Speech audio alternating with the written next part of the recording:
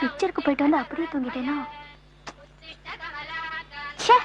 யார் அது? வீடெல்லாம் ஒரே போக.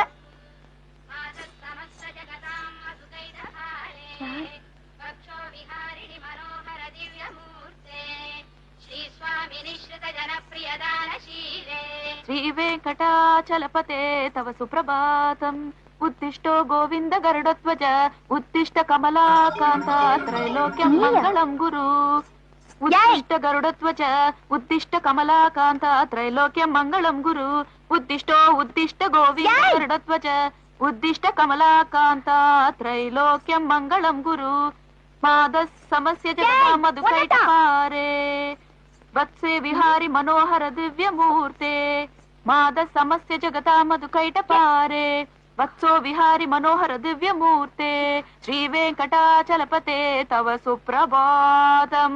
ஏய் உனட்ட கூப்பிடுறேன். சுப்ரபாதம் சொல்லும்போது டிஸ்டர்ப் பண்ணா எனக்கு பிடிக்காதுன்னு உங்களுக்கு தெரியாதாக்கா? அக்காவா? வாழ்க்கையில முந்திக்கிட்டீங்க, அதனால தான் மரியாதை. சரி விஷயத்த சொல்லுங்க.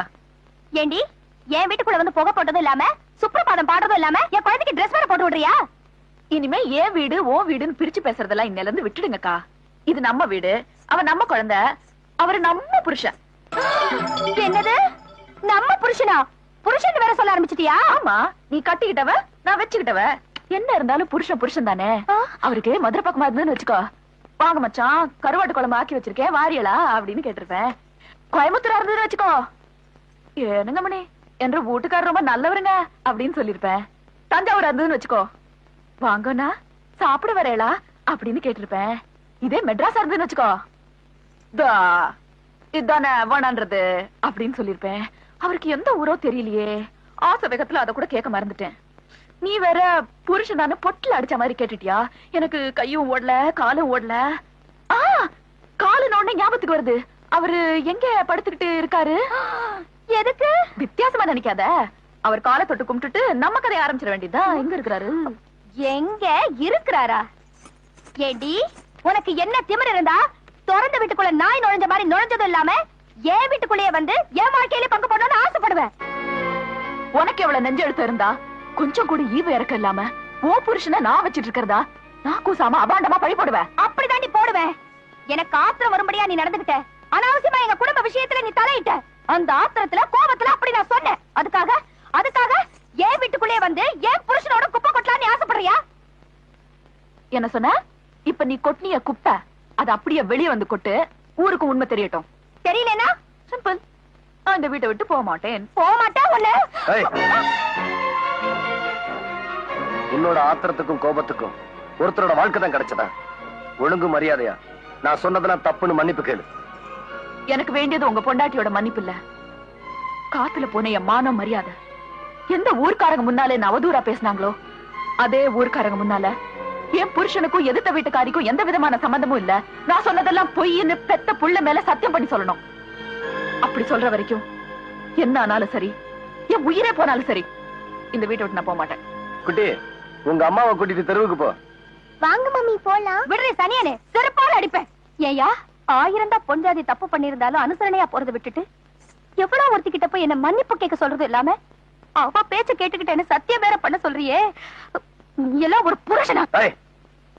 இதுவரைக்கும் அப்படி ஒரு நினைப்பு உனக்கு வரலனா அது உன் தப்பு. இதுக்கு அப்புறமா அந்த நினைப்ப உனக்கு உண்டாக்கலனா அது ஏன் தப்பு. என் மனுஷத்தன்மை மறத்து போறதுக்குள்ள மரியாதை அவங்க சொன்னதை செய்யறேன்.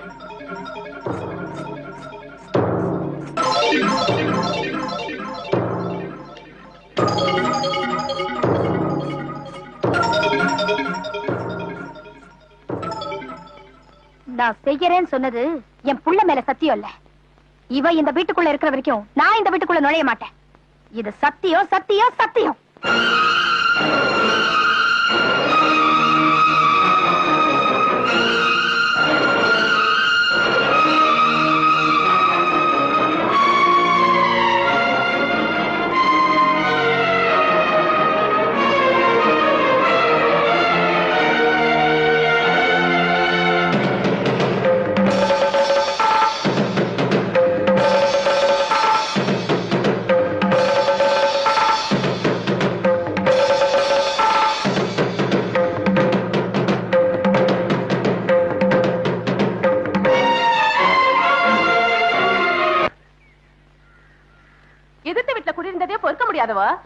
வீட்டுக்குள்ள வந்ததுக்கு சகிச்சிட்டு இருப்பாளா?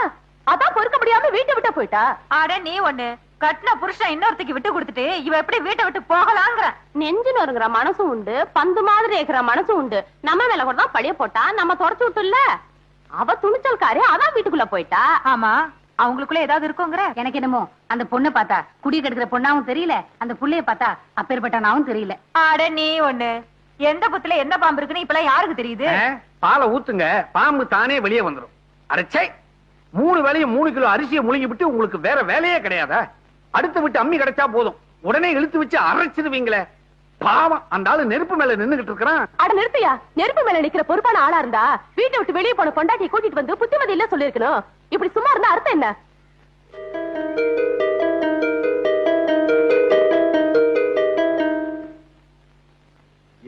டாடி டாடி மாமா வராங்க. ஏய் போடா. ஏ கிழவா, அவன் வரான். உணர்ச்சி வசப்பட்டு என் தங்கச்சி அவன் கூட அனுப்பலான்னு நினைச்ச, நடு வீட்டுல ஒரு கொலைய விடும், ஜாக்கிரதை. நீ வெட்ட போறியா? இங்க செய்யாத, இதெல்லாம் அசிங்கமா போயிடும். பின்னால கூட்டு போய் வெட்டுறா பரதேசி பயல. வணக்கம் முதலாளி. வாங்க மாப்பிள, வாங்க வாங்க உட்காருங்க. மாப்பிள்ளைய பார்த்த உடனே சிலுத்துக்கிறீங்களே, முதல்ல எதுக்கு வந்தாருன்னு கேளுங்க. நான் படுத்த கட்டில அவ படுக்க மாட்டேன்னு சொல்லிருப்பா. முதலாளியாச்சே, அதான் புது கட்டில் வாங்க பணம் கேட்டு வந்திருப்பாரு. மரியாதை உள்ள எந்த புருஷனும் கோவிச்சுட்டு பிறந்த வீட்டுக்கு போன பொண்டாட்டிய கூப்பிட வர மாட்டான். மரியாதை கெட்டாலும் பரவாயில்ல, நான் ஏன் உன்னை கூப்பிட வந்திருக்கேன் தெரியுமா? ஒரு பாவம் மரியாதை ஒரு பொண்ணோட மானம் மரியாதை கெட்டு போயிடக்கூடாதுதான் கூப்பிட வந்தேன். இன்னும் கெடாமலா இருக்கும். உன்ன மாதிரி ஆளா இருந்தா கெட்டு போயிருக்கும். அங்க இருக்கிறது என் மாப்பிள்ளையாச்சே. ஆமா, மாப்பிள்ளையா மாப்பிள்ள, பொல்லாத மாப்பிள்ள. ரொம்ப ஆடாதரி, கீழே விழுந்துற போற. மாப்பிள, எல்லாத்தையும் கேள்விப்பட்டேன். சின்னஞ்சிரிச்சு ஆத்திரத்துல ஏதோ தப்பு பண்ணிட்டா. குத்தம் குறை இருந்தா எல்லாத்தையும் மன்னிச்சு கூட்டிட்டு போய் குடும்பம் நடத்துங்க. இத பாருங்க, என் உயிரே போனாலும் சரி, அவ அந்த வீட்டுக்குள்ள இருக்கிற வரைக்கும் நான் அந்த வீட்டுக்குள்ள நுழைய மாட்டேன். இத பார், இன்னைய பொழுது வரைக்கும் அவகாசம் தரேன். அதுக்குள்ள நீயா வந்து அந்த அம்மா அப்பளுக்கு இல்லாதவன்னு நீ பெத்த புள்ள மேல சத்தியம் பண்ணணும். இல்லனா நான் உன்னை கூப்பிட வர மாட்டேன். என் வக்கீல் நோட்டீஸ் வரும். முதலாளி, என்ன மன்னிச்சிருங்க.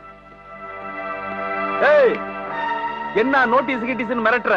நானும் ஒரு பொழுது அவகாசம் தரேன். உன் வீட்டுக்குள்ள இருக்கிற அவளை நீ வெளியில அனுப்பலன்னா நான் வக்கீல் நோட்டீஸ் அனுப்ப மாட்டேன். உன் தங்கச்சிய உன் வீட்டுக்கு அனுப்பி வச்சிருவேன். ஏய், என் தங்கச்சிய வச்சு மிரட்டி என்ன பணிய வைக்கிறான்னு பாக்குறியா? இத பாரு, நான் சத்தியத்துக்கும் தர்மத்துக்கும் கட்டுப்படுவேனே தவிர உன்ன மாதிரி போக்கத்தவங்க உருட்டல் மிரட்டலுக்கெல்லாம் நான் பயப்பட மாட்டேன்டா.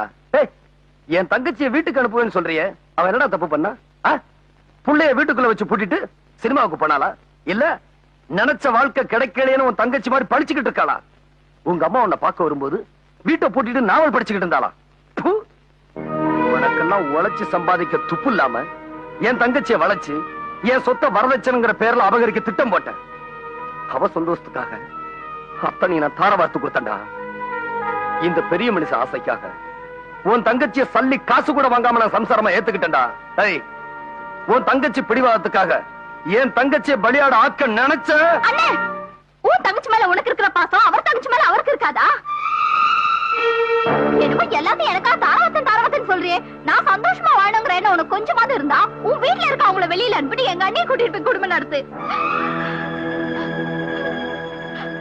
இல்லனா உனக்கு ஒரு தங்கச்சி இருக்காங்கிறதே மறந்துரு.